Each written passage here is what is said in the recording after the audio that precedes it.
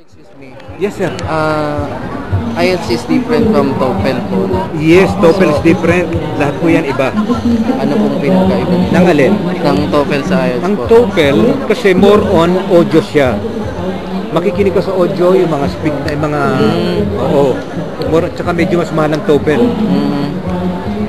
Kasi ang IELTS namin, ang normal namin is 5,000. Ang pagka TOEFL ang tinig mo.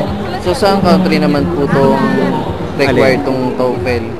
Actually, sa mga ano yan gumagamit din yung mga tawag dito, yung mga foreigners na gustong sa mga foreigners yan. Okay. Sa mga Pilipino naman, tawag dito, para ba yung gusto nilang, gusto nilang ma-acquire yung tawag dito, yung technique ng mga ibang countries, ganun lang.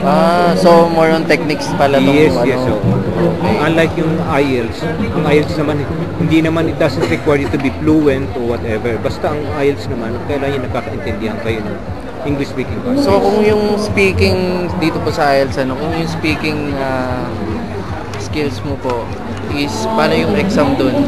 Talagang i-interviewin ka, parang gano'n? Yes, kasi merong part ng speaking. Sa speaking, talagang one-on-one interview yun. Pero it will take you to 5 to 10 minutes only. Anything, everything under the sun will be your topic. Parang casual lang. Pagdating mo dun